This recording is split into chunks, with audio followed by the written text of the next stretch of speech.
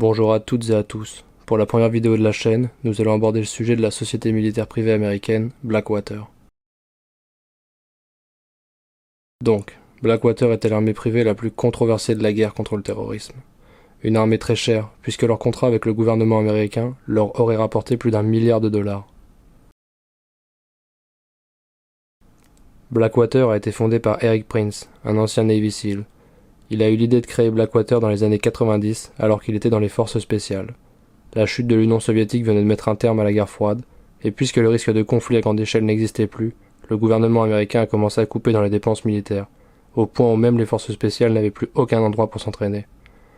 Alors Erik Prince s'est tout simplement dit « Si vous voulez devenir pilote, vous allez dans une école de pilotage, mais si vous voulez devenir un militaire d'élite, il n'y a pas d'école pour ça. » C'est en 1997 que vient au monde Blackwater, en Caroline du Nord. Pour information, le nom vient de l'eau noire des marais qui se trouve dans les terres.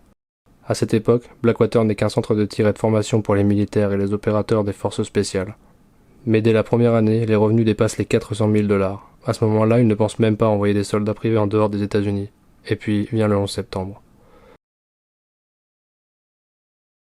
Après la chute des tours jumelles, le gouvernement américain a voulu répliquer, et ils se sont demandé comment Blackwater pouvait les aider. Le plan de représailles s'appelait Operation Enduring Freedom, ou bien Opération Liberté Durable en français.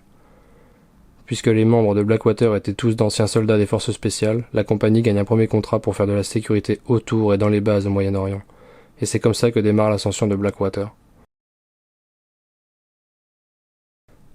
L'invasion de l'Irak se déroule sans accroc, le pays s'effondre rapidement et Saddam Hussein a disparu. Pour reconstruire le pays, le gouvernement américain nomme Paul Bremer en tant qu'autorité provisoire. En gros, Bremer devient le nouveau chef, ou bien le nouveau dictateur de l'Irak si vous préférez. Il devient donc l'homme le plus puissant du pays. Le problème, c'est qu'il devient aussi la cible principale des insurgés. Et pour sa protection, le gouvernement américain offre un contrat de 21,3 millions de $ à Blackwater. À ses débuts, la compagnie Blackwater a commencé avec une équipe de 36 hommes, épaulée par 3 petits hélicoptères. Le salaire des soldats était de 600 $ par jour, soit 18 000 $ par mois, ou 216 000 $ par an, soit 4 fois le salaire d'un membre des forces spéciales. Assez facile de comprendre pourquoi les gens voulaient travailler chez Blackwater.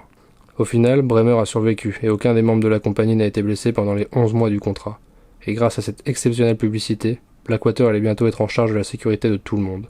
En gros, tous les officiels qui étaient potentiellement des cibles étaient gardés par des membres de Blackwater.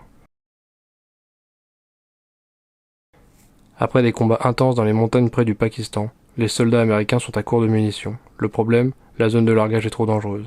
Alors ils demandent à Blackwater, et en un instant, sans les problèmes de la bureaucratie, un avion rempli de munitions part vers les montagnes pour réapprovisionner les troupes. Après plusieurs missions du même genre, le Pentagone a offert un contrat de 34,8 millions de $ pour rendre la chose officielle. Leur plus gros contrat jusque-là. Après ça, les contrats venaient de partout. Leur stand de tir en Caroline du Nord ne s'emplissait jamais, et le centre s'agrandissait. Une seule ombre au tableau, leurs revenus ne venaient quasiment que d'un seul client, le gouvernement américain. Et bientôt, ils allaient comprendre leur erreur.